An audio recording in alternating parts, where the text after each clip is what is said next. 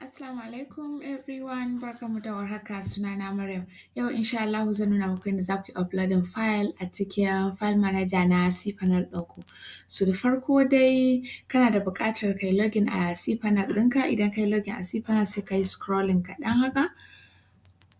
Za mu gano inda file manager yake, ga file manager ɗinmu nan kamar yadda kuke gani ga shi nan inda mouse ɗina yake motsi. To sai ka clicking file manager. Idan ka yi sabon window zai buɗe, kenan za a buɗe shi ne a new window. So ga folders ɗin da ke cikin shi cpanel ɗina, kamar yadda kuke gani za ku ga demo.matterpop.com.ng, shi wannan subdomain ne na buɗe. So da ka buɗe ka yi creating subdomain, akwai wata video da na yi a baya yadda ake creating subdomain. So kuna iya in ba ku san yadda ake creating ba ku je ku duba shi. So da ka yi creating subdomain nan sabon folder zai buɗe.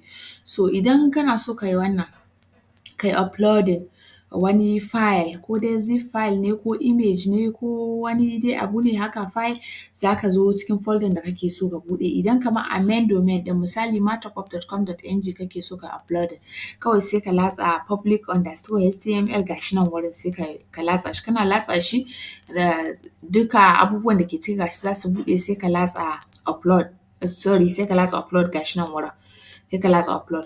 So idan kuma ba a main wannan ɗin ba, ya yake da suna main domain ɗin kake so ba, ka yi creating subdomain. So kana so ka sa file ɗin a cikin subdomain ɗin, sai ka latsa subdomain ɗin. Misali ga demo ɗina nan, demo.matterpop.com ga can nan latsa ga folders ɗin da ke ciki sun buɗe. So kawai in zan yi uploading sai in latsa nan inda aka sa upload. Kun ga na latsa upload, sai da kai ka latsa folder ɗin ta buɗe sannan sai ka latsa upload. Sai kawai sai in latsa select, sai in je sai in yi selecting file ɗin da zan yi. Idan hoto ne, idan wani file ne misali .html ko .css ko kuma .zip file, duk za ka iya uploading. So kamar yadda kuke gani har video ma za ka iya uploading ko kuma ka yi embedding, amma shi wannan gaskiya yana da nauyi sosai. Ya dai danganta da abin da aka ce ka yi uploading ɗin. Bari mu gani yauwa ina da zip file guda ɗaya ga shi, bari in yi uploading wannan. So za ka jira, kun gan shi daga nan ƙasa ga shi nan yana tafiya, ga shi nan ya yi 100%, ko da ya yi 100% sai ka jira ya yi green ɗin nan. So kun ga ya yi green ya gama, da ka tashi sai ka latsa click to go back. So kana latsawa zai koma maka can wurin. Za ka gan shi zip file ɗin da na yi uploading ga shi nan wurin.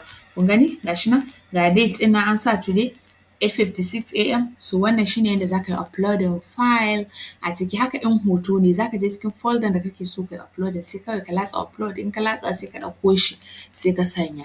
Na gode ƙwarai da jimirin sauraro, mu haɗu a wata bidiyon insha Allah.